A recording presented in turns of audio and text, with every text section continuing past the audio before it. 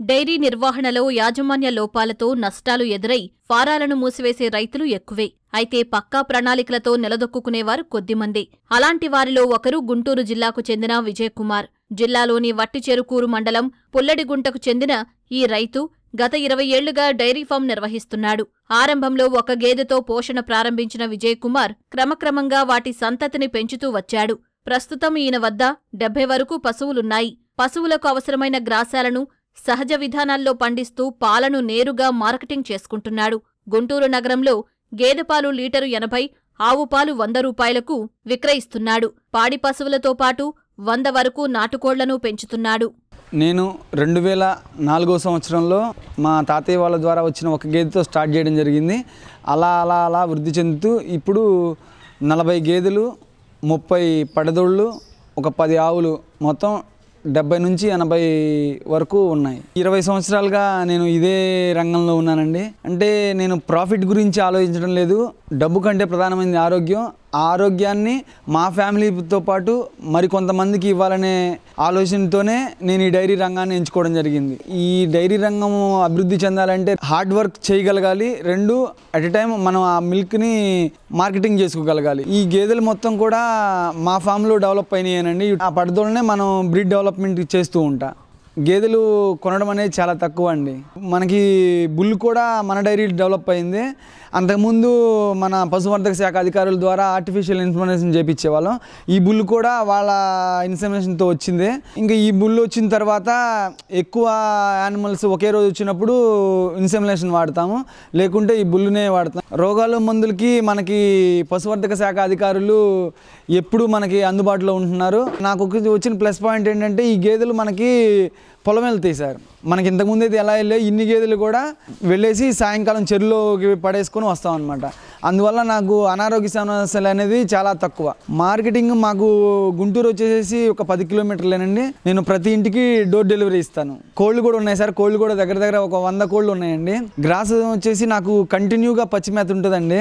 Super Napier ఒక 7 ఎకరాల్లో ఉంది సార్. ఎరువులు అనేది అసలుకి చాలా ఆపేశాను. అది కూడా నాకు ఈ వచ్చిన వ్యర్థాలు దగ్గర ఒక 100 నుంచి 150 ట్రిప్పులు ప్రతి సంవత్సరం వస్తుంది. దాన్ని నేను చేసే పొలంలో ఒక 10-15 ఎకరాలు వ్యవసాయం చేస్తాను. దానికి డివైడ్ చేసుకొని ఇయర్ బై ఇయర్ పొలానికి వేస్తూ ఉంటాను సార్. డైరీ నిర్వహణలో రైతు విజయ్ కుమార్కు ఎప్పటికప్పుడు సలహాలు, సూచనలు అందిస్తున్నట్లు పశుసంవర్ధక శాఖ అధికారులు చెబుతున్నారు. పశువులకు వచ్చే వ్యాధులపై రైతుకు అవగాహన ఉండటంతో పశువులు ఆరోగ్యంగా ఉంటున్నాయన్నారు.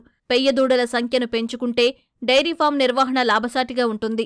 కాబట్టి సెక్స్ సార్టెడ్ సెమన్ టెక్నాలజీని వినియోగించాలని సూచించారు. శ్రమకు భయపడకుండా పాడి పరిశ్రమను చేపట్టారు ఈ యువకుడు. రెండవది, తన ఫారంలో పుట్టినటువంటి పశు సంతతినే రీప్లేస్మెంట్గా చేయడం అనేది చాలా అరుదైన విషయము. వీరు 2 గేదెలతో, నిజంగా చెప్పాలంటే ఒక గేదెతోనే స్టార్ట్ చేసి ఈరోజు సుమారు ఒక 40 నుంచి 50 గేదెల ఫారంగా డెవలప్ చేశారు.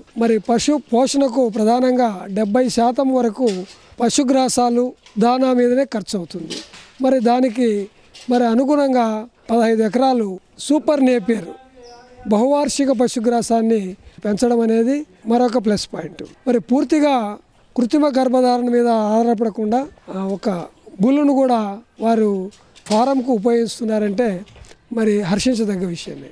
అంటే కట్టివేసి ఫారంలోనే వాటిని 24 గంటలు ఉంచకుండా పగటిపూట పొలంకు ఆరు బయట కొంత ఎక్సర్సైజ్ కానివ్వండి, లేదా సూర్యరశ్మి తాకుతుంది.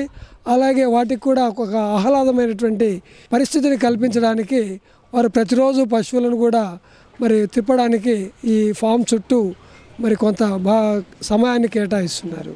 ఈ ఫామ్ మేము సందర్శించి నేను కొన్ని సూచనలు చెప్పదలుచుకుంది ఏంటంటే, వారు పెట్టే దానాను రేషన్ బ్యాలెన్సింగ్ యాప్ అని ఒకటి ఉంది.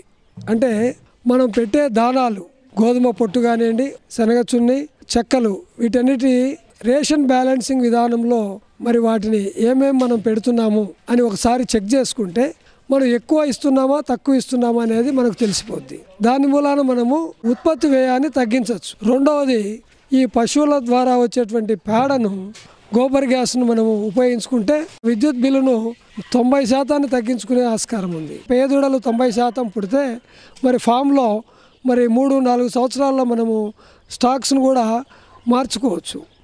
కాబట్టి ఈ లింగ నిర్ధారిత వీర్యాన్ని రైతు సోదరులు కానివ్వండి, అదేవిధంగా డైరీ ఫామ్ నిర్వహించే రైతులు కూడా ఉపయోగించుకున్నట్లయితే వారికి లాభదాయకంగా ఉంటుంది. నాణ్యమైన పాలను వినియోగదారులకు చేరవేసే లక్ష్యంతో ముందుకు సాగుతున్నాడు రైతు విజయ్ కుమార్. గ్రాసాల పెంపకంలో గాని, పశువులకు అందించే మేతలో గాని ఎలాంటి రాజీ లేకుండా ముందుకు సాగుతున్నాడు.